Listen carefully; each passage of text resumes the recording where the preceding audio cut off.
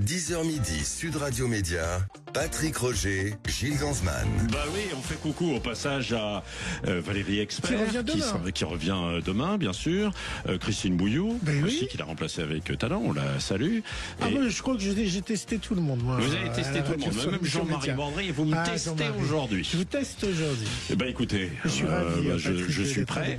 Je suis prêt, évidemment, avec vous. Alors on va parler dans un instant des droits du foot. Ah oui, on peut demander. On a Bruno Fraioli qui est là. Vous êtes rédacteur en chef de sportbusiness.club. Oui, et on sera aussi avec Michel Moulin, qui anime le But Football Club chaque jeudi soir sur Sud Radio, qui est un ancien président et qui, depuis un petit bout de temps, est en croisade contre ce qui se passe entre la Ligue et les opérateurs pour essayer de commercialiser le football, la Ligue 1 notamment. Si DAZN s'en va, ça veut dire qu'on pourra plus voir les matchs de foot, vous pensez ? Est-ce qu'on a peur de l'écran noir ? C'est ça la question. Oui. Oh, je pense qu'il y aura quand même une solution. Il y a une solution. On n'est pas dans la même situation que Mediapro, il y a 2 ans. Là, c'est simplement DAZN qui tape du poing sur la table. Enfin, simplement. DAZN tape du poing sur la table pour dire, écoutez, moi je mets quand même quelques millions pour diffuser les matchs de Ligue 1. Vous nous aviez proposé, promis certaines choses et ce n'est pas là. Ce n'est pas là pour valoriser ce championnat de Ligue 1 et donc les audiences ne sont pas là et j'arrive pas à rentabiliser. Ouais, alors il y a beaucoup de choses derrière. On va voir tout ça derrière parce que il y a d'un côté de la piraterie entre guillemets, si je puis dire, sur les réseaux. Bien sûr, sur les réseaux. Puis ils avaient lancé un abonnement quand même très très cher. Les gens en ont ras le bol des abonnements parce qu'il y en a partout en fait. Des plateformes partout aussi. Des plateformes partout. Non mais les abonnements du téléphone et voilà, etc. Donc tout ça évidemment, alors que pouvoir d'achat, il y a quand même un gros problème. Allez, le zapping avant ça. Le zapping. Sud Radio Média, l'instant zapping. C'est un moment fort que les supporters de foot ont vécu hier.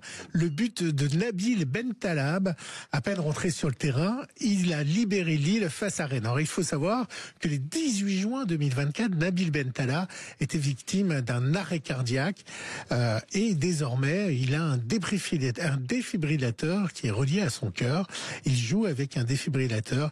Alors hier c'était son premier match depuis son accident et l'émotion du buteur était forte puisque quelques minutes après être rentré sur le terrain, il a mis un but. On l'écoute interviewer justement au micro de DAZN.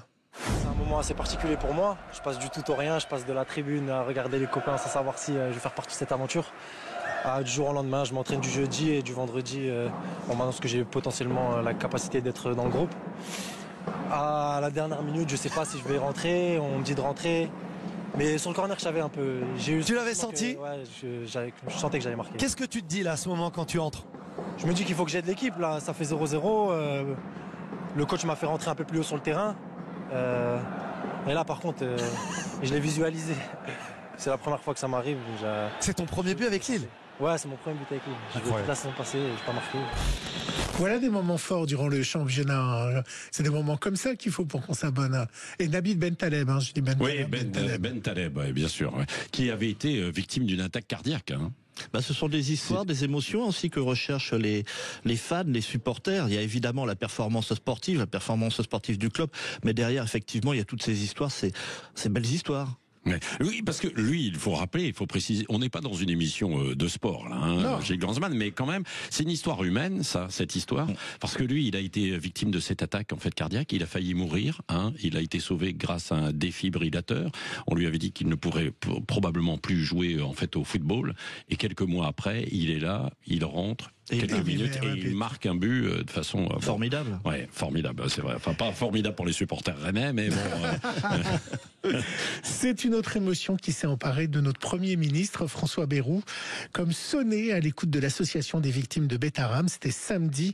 Les caméras du 20h de France 2 étaient sur place. Comment trouver les mots justes ? François Bayrou arrive ce matin à la mairie de Pau pour rencontrer les victimes. L'ambiance est lourde. À l'extérieur, certains réclament sa démission. En 1996, que savait celui qui était alors ministre de l'Éducation nationale de ce qui se passait à Notre-Dame de Betaram ? Les violences, les sévices sexuels commis pendant des années dans cet établissement catholique sur au moins une centaine d'élèves. Ce sont quelques-uns d'entre eux qui sont face à lui aujourd'hui. La rencontre va durer plus de 3 heures. À la sortie, l'émotion est très vive. Monsieur le Premier ministre, Entendez comment ça fait mal à chacun de nous retrouver ici pour dénoncer l'omerta. Entendez ces cris indélébiles qui resteront à jamais gravés au fond de nos tripes. Vous avez vu cette image, hein, Patrick, du ministre tétanisé à côté de ce discours. Bah oui, puis lui-même, il avait été interpellé à l'Assemblée nationale puisqu'on lui posait la question. Vous étiez au courant, vous n'avez pas arrêté en fait les choses. Lui dit sur sa bonne foi, écoutez, je savais évidemment qu'il se passait des choses, mais quand je suis ministre de l'Éducation, moi-même j'ai eu des enfants là-bas.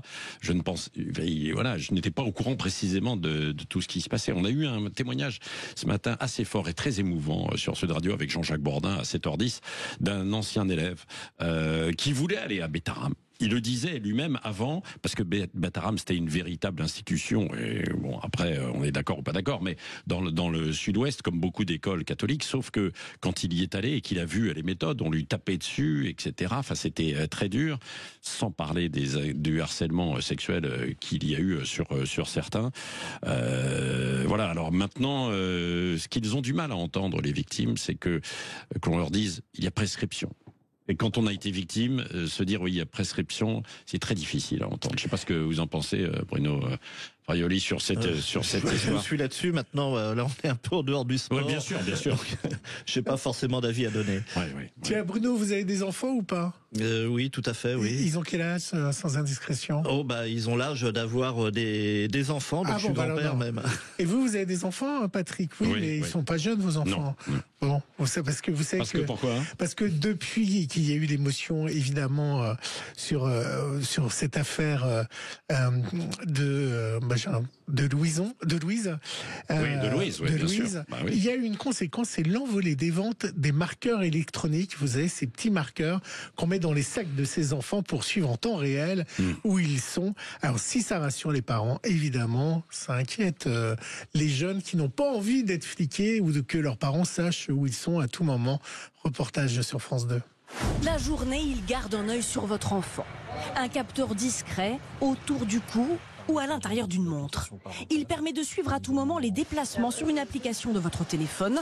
De plus en plus de parents songent à s'équiper. Jérôme Debris n'a pas hésité à mettre un capteur comme celui-ci dans le sac de son fils de 14 ans et dans la voiture lorsque sa fille de 17 ans l'utilise. C'est vrai que c'est rassurant d'avoir quelque chose qui le géolocalise quelque part et savoir s'il est au bon endroit, au bon moment et à l'endroit surtout où on lui dit d'être. Il peut la suivre en direct comme ici, ce qui n'est pas sans agacer la jeune fille. Je comprends que mes parents puissent mettre une puce GPS dans ma voiture et me géolocaliser grâce au téléphone, mais je trouve ça un petit peu oppressant parce que je vais avoir 18 ans et j'aimerais bien être un petit peu plus libre. Moi, ça va. Je l'ai mis à mes clés, je perds mes clés et à ma valise. Non, mais c'est un vrai sujet, évidemment, aujourd'hui pour les parents. Alors, il y a ces petites puces, ces petits appareils que je connais bien, que à la base, en fait, on mettait aussi dans les bagages pour surveiller, les bagages. Surveiller les bagages ou, bien sûr, quand les bagages partent et qu'on prend à l'avion. Il y a aussi la géolocalisation sur les téléphones portables qui fonctionne aussi. Il faut que le téléphone soit allumé. C'est une société de contrôle, en quelque sorte, quoi.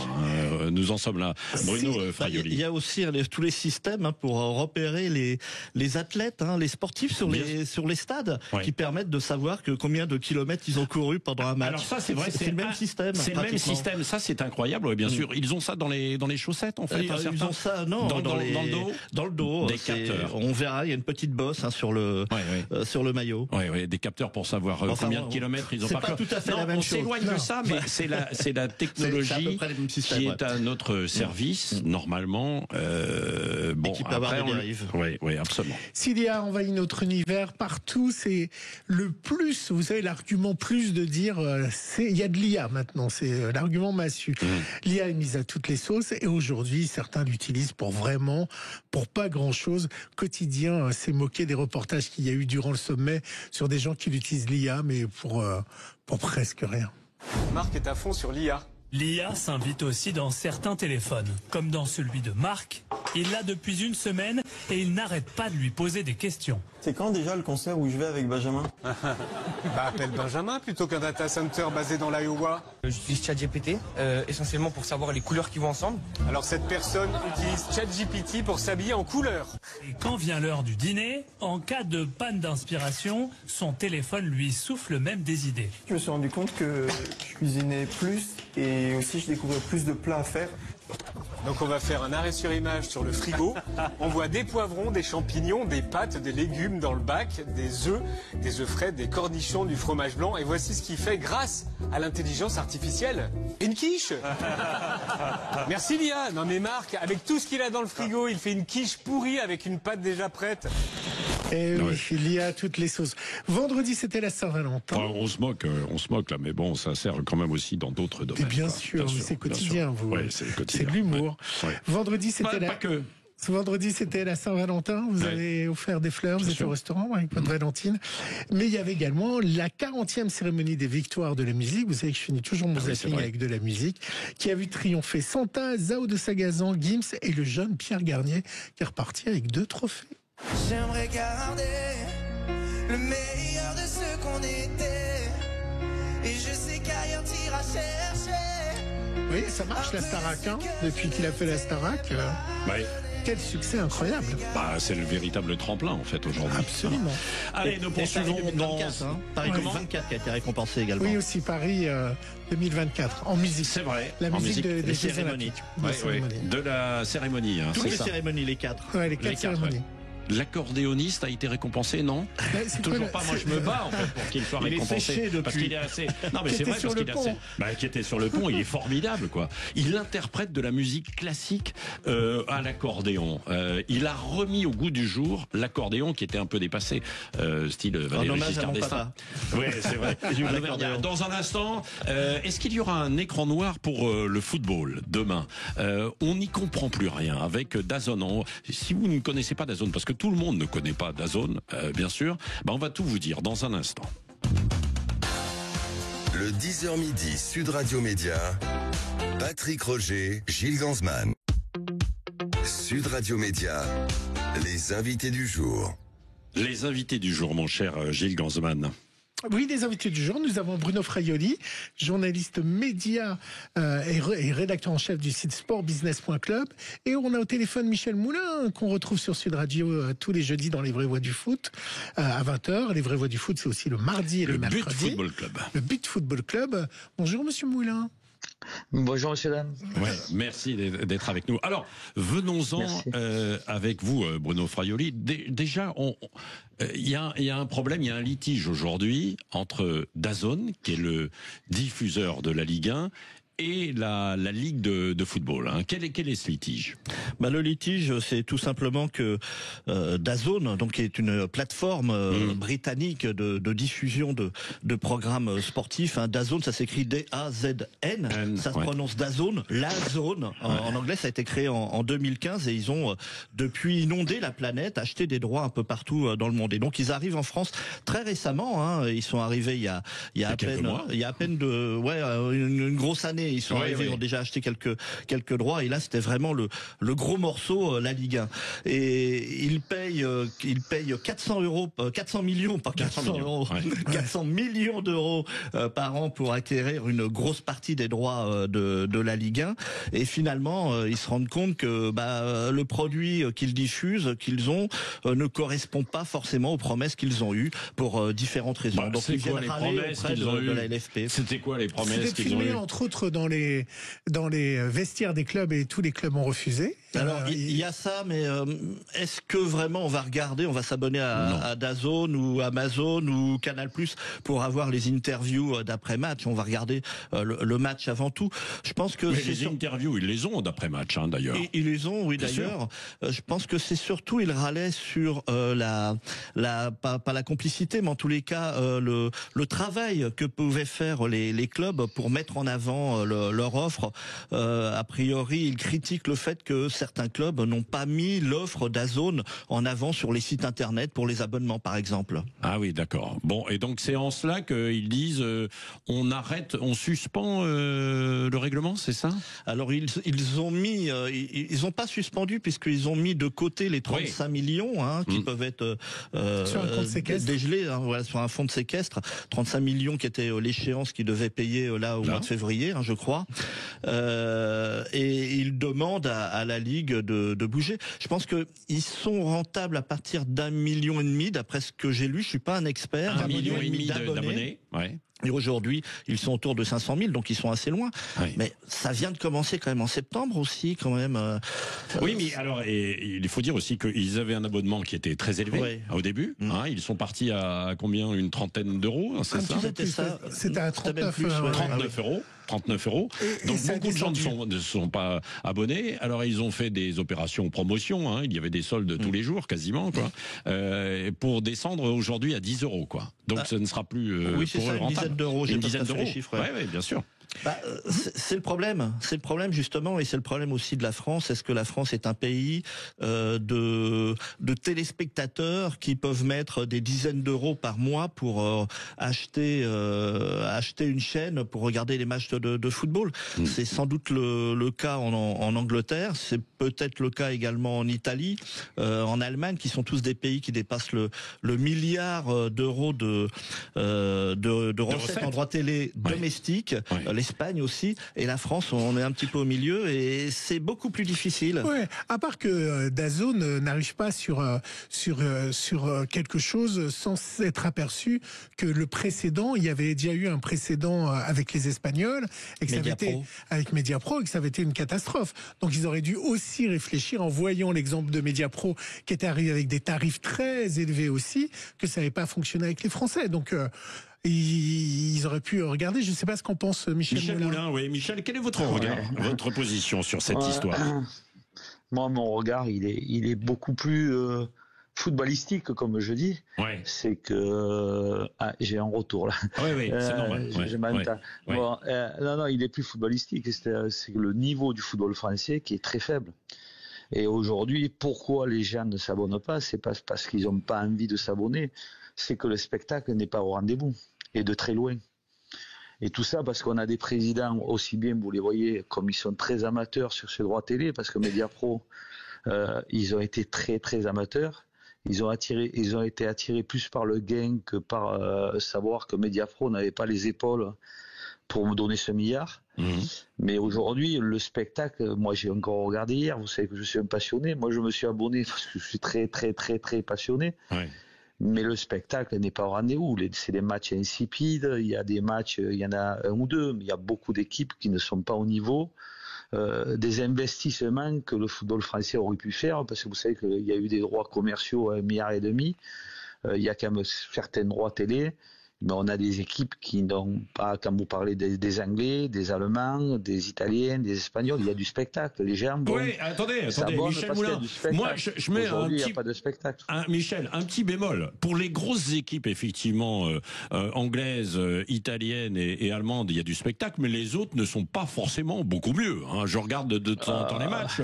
Je suis un peu désolé de vous le dire. Marseille, ce week-end, il y avait du spectacle. C'était assez passionnant, quoi. Paris Saint-Germain, Brest a mis en difficulté les autres. Non, mais il faut pas mettre ça que sur le dos, en fait, du spectacle proposé. Alors, je vais vous dire, je vais revenir sur ce que vous dites. Donc déjà, Marseille, il était sur beIN Sport. Il n'était pas sur... Enfin, il était... Donc, vous voyez, déjà, vous avez un faux problème. Il y a déjà le meilleur match qui est donné par beIN, donc vous s'abonner sur DAZN. Mais quand vous voyez des clubs, et là je peux pas être d'accord avec vous, quand vous voyez des clubs, même anglais, dans les derniers bas-fonds, Ipswich ce week-end a fait un super match. Quand vous regardez Le Havre, quand vous regardez Angers, enfin Angers c'est pas mal en ce moment. Quand vous voyez Saint-Etienne, quand vous voyez Montpellier, quand vous regardez, c'est inimaginable le niveau, inimaginable.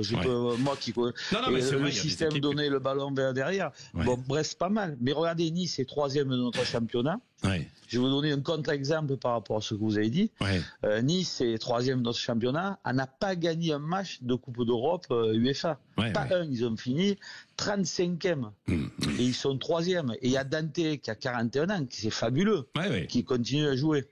Moi, je vous dis aujourd'hui, je suis un fin connaisseur de football, vous le savez. Le résultat, bon, et après sur les droits télé aujourd'hui, si vous voulez parler des droits télé, bah oui, c'est le problème. Là, il y a un amateurisme de nos dirigeants, mais le problème, c'est les mêmes protagonistes que la première fois. Ouais. Moi, je peux le dire parce que sur le Disport, sur Mediapro, le lendemain de l'offre d'1 milliard, j'ai écrit que ça pouvait pas être bon. J'avais mis peur sur le football français, mon interview. Je m'étais renseigné que Mediapro, les Chinois, n'avaient pas l'argent, était un dépôt de bilan. Je m'étais renseigné qu'ils n'avaient pas pris de garantie bancaire. Et en plus, c'est que Didier Quillot, le DG de l'Espoc, avait déjà pris ses 500 000 euros rapidement. Il a jamais remboursé. Et là, c'est les mêmes protagistes aujourd'hui. C'est les mêmes dirigeants. C'est pas Quillot, mais c'est La Brune. Mais c'est pareil. Mais La Brune était dedans. Ils étaient dedans. Les Olas. Tous ces gens sont autour de ce football. Bon. Aujourd'hui, la solution pour la solution, parce qu'il y en a une, il faut que tous ces gens démissionnent. C'est-à-dire les Caillot, les Nicolin, les Labrune, tous ces gens sont des gens. Bah oui, mais alors s'ils démissionnent, qu'est-ce qui va se passer derrière? Il faut prendre des. Il y en a quand même des gens qui sont professionnels. Il faut juste préciser qu'il a été réélu par les clubs. Hein. C'est les clubs eux-mêmes qui l'ont réélu. Oui, mais la plupart, c'est parce qu'ils sont mauvais qui sont avec lui. C'est-à-dire, entre mauvais, ils s'entendent. Il y en a quelques-uns qui tiennent la route. Il y a des gens comme Pierre Ferracci. Il y a des gens comme Jean-Pierre River qui ont été chefs d'entreprise, qui savent parler. Il y a quand même, sans oublier, Carl Olive, qui est dans le conseil de la Ligue, qui a travaillé à Canal. La seule solution, c'est que ces gens aillent voir Canal+, des nouvelles personnes, pas la Brune, tous ces gens-là qui ne savent pas, qui n'ont jamais eu d'entreprise, donc qui ne savent pas communiquer avec des chefs d'entreprise. Nicolas, il a une entreprise. Bon, attendez. Son père. Et c'est son frère qui tient l'autre. Nicolas, il tient plus que le foot. Alors, Bruno Fraioli. Je vous dis, excusez-moi pour être court, mais la solution, parce qu'il faut toujours critiquer, mais donner des solutions, c'est des gens comme Jean-Pierre River, c'est des gens comme Pierre Ferracci, c'est des gens comme Carl Olive qui est dans le conseil, qu'ils aillent voir en s'excusant Canal+, en leur disant vraiment, on s'est vu trop beau, excusez-nous d'avoir été... Comment on peut faire pour revenir avec vous? C'est la seule solution. Mais je ne sais pas si Canal a envie de revenir dans le jeu, en fait, aujourd'hui. Bruno Fraioli. Canal peut revenir dans le jeu, d'après les échos que j'ai, avec des gens normaux en face d'eux. Pas des gens qui se prennent pour qui se prennent pour des cadors, quoi. Et qui sont loin d'être des cadors. Je suis effectivement ce que dit Michel Moulin. Je pense que Canal est pas encore hors jeu et que si il y a une porte qui s'ouvre, les dirigeants de Canal iront discuter avec la Ligue de football professionnelle. Pour reprendre le foot, quoi. Maintenant, Michel Moulin avec toute son antériorité de football, de dirigeant de club de football à sa vision. Ma vision, elle est aussi marketing. Et il y a un problème de marque. Mais on se rejoint, je pense, avec ce que vient de dire Michel Moulin. Maintenant, je serais pas aussi rationnel de virer tout le monde. On est sur un univers où on a effectivement des chefs d'entreprise qui sont patrons de clubs, parce que je pense qu'il y a aussi un gros problème avec les clubs qui prennent des décisions rationnelles quand ils sont patrons d'entreprise. Et une fois qu'on est dans le football, il y a des décisions irrationnelles. On se demande pourquoi.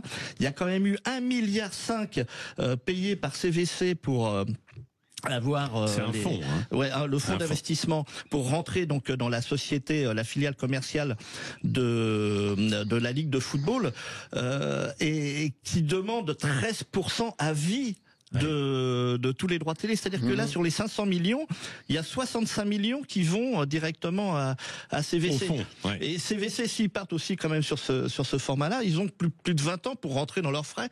Donc, à mon avis, ils râlent aussi. Et d'après l'article de l'équipe ce matin, justement, il y aurait une réunion là en juillet où CVC a vraiment tapé sur les doigts à Vincent Labrune, le président de la LFP. Mais là, on est en cours de saison. Qu'est-ce qui peut se passer en cours de saison? DAZN va aller jusqu'au bout quand même. On va aller jusqu'au bout, évidemment. Ils vont payer? Oui. Là, c'est un coup de colère, on va dire. c'est un peu de colère, mais il y a des choses à faire, évidemment. Le foot français n'est pas attractif. Combien vaut le foot français? Oui, c'est ça la vraie question. Est-ce que la Ligue n'a pas surévalué Mais forcément.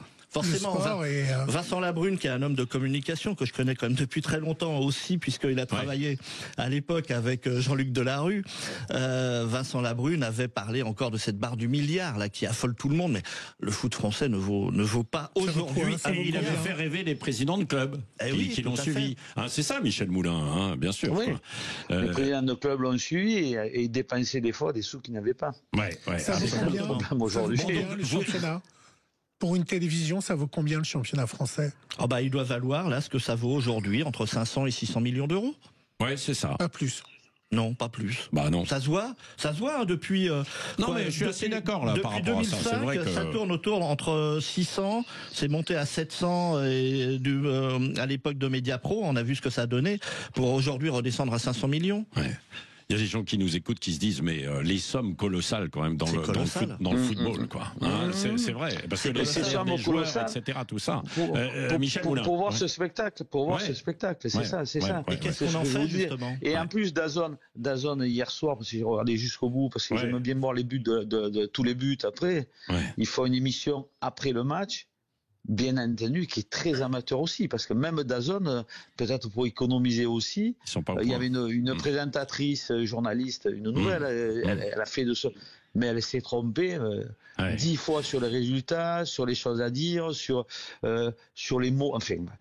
Je trouve ça, c'est dramatique. Enfin, pour moi, c'est dramatique. Donc vous dites que l'une des solutions, c'est de nouveau de discuter paisiblement, tranquillement, avec Canal+. Et Gilles, vos informations sur Canal+. Il y a une donne qui a changé, c'est qu'aujourd'hui Canal+ est coté en bourse. Donc ils n'ont plus l'utilisation de leurs finances comme ils pouvaient le faire avant, car ça agit sur le cours de bourse. Donc aujourd'hui, ils font très attention à leur investissement, à ce qu'ils font pour respecter ce cours de bourse qui est un peu en baisse par rapport à la valeur de départ. Donc faut faire attention parce que Canal+ n'est pas forcément une solution aussi facile qu'avant. Et puis l'un des autres problèmes par rapport à ça, c'est évidemment tous les sites pirates qui se sont développés. Ah oui, on n'a pas parlé de l'IPTV. Parce que l'IPTV... C'est une plaie totale.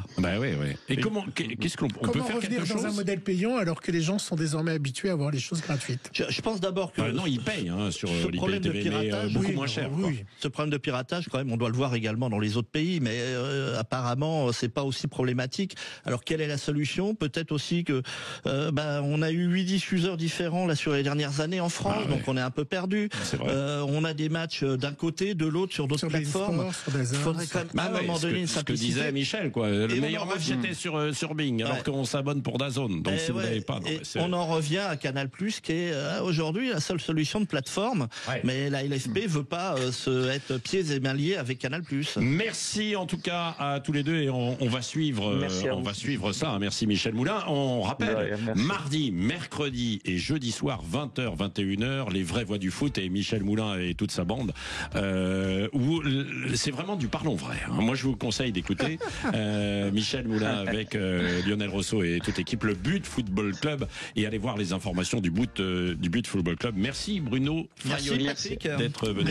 Dans un instant, Gilles Gansman. Merci beaucoup. On va parler des lauriers, de la cérémonie des lauriers de l'audiovisuel. Oui, c'est les récompenses de l'audiovisuel. Voilà, qui va être présentée, une grande soirée qui va être diffusée sur TV5 le 28 février et qui va être présentée par quelqu'un qu'on connaît bien ici, qui est Judith Belair. Ah on en est fiers.